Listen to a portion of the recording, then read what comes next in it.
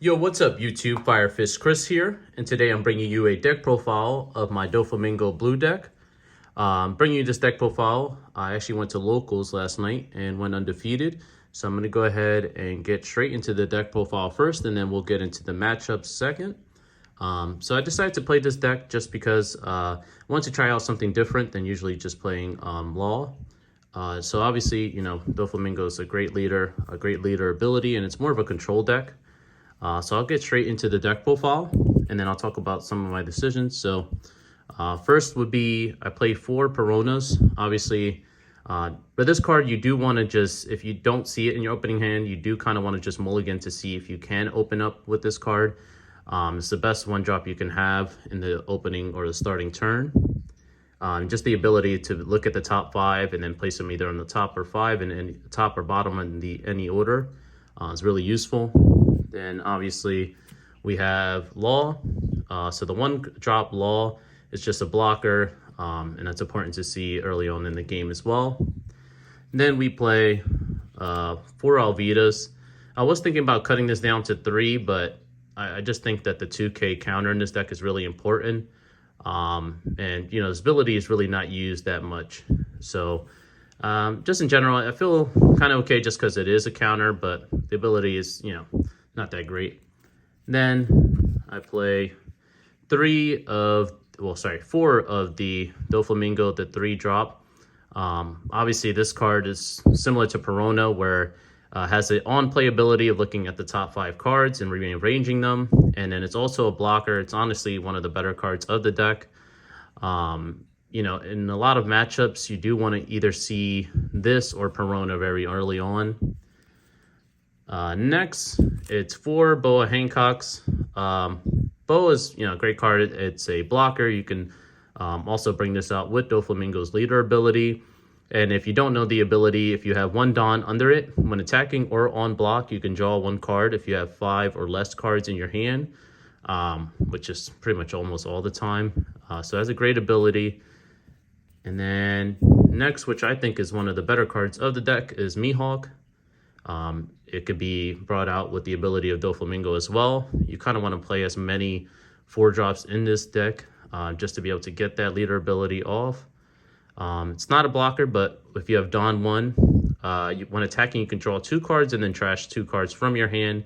So it helps kind of get rid of, you know, some cards in your hand that you might not need at the moment, as well as being able to get, you know, stack your top of your deck and then getting 2 cards that you know you're going to need for follow-up turns.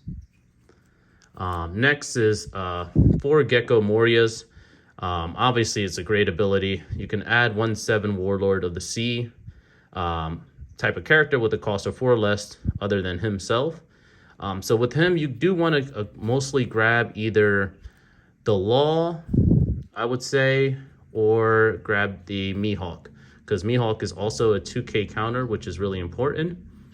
And then I also run 4 Teach. I did bump this up from my previous deck profile I have. Honestly, I just felt like I needed to see this card in a lot of matchups. So a lot of the times, I think that it was just really useful just being able to have an effect where I can go ahead and return a character with the cost of 3 or less to the owner's hand. So this really does hurt a lot of the decks that's not obviously Rush.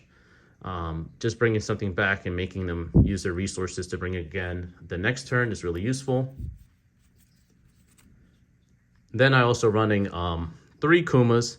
Now for Kuma, I was running 4. I did find that Kuma a lot of times was probably the one I would want to see the least of. I only cut it down by 1 to make space.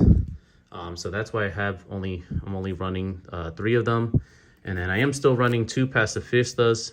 Obviously, if you know, you do want to see both of them in your hand if possible. A lot of times I see myself, if I already have this in my hand, stacking this to the top of my deck so I can draw into it. So that way this can get his ability, which if you don't know, it's a blocker. And then on KO, you can play 1 Pacifista with a cost of 4 less. And then you'll bring this one out. Then next, I play 1 Jinbei.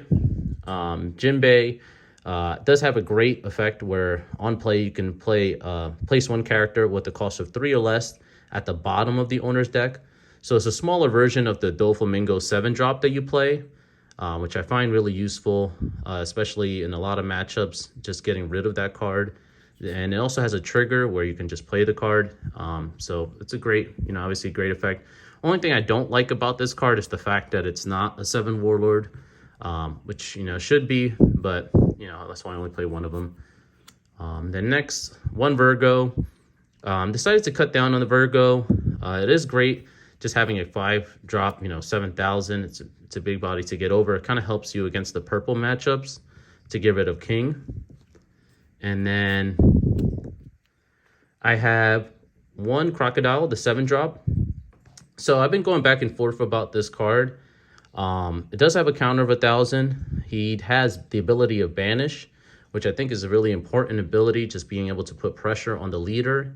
And it kind of forces the opponent to get rid of it. Otherwise, they're losing resources if I'm attacking that leader. And then if you have one Dawn on him, the real reason why I use this card is that if you have one Dawn under him, you can give blue event cards in your hands -1 cost. So if it's, obviously 2 cost, then it'll only cost 1. And if it's a 1 cost, it won't cost anything. So this is just really useful having this on board.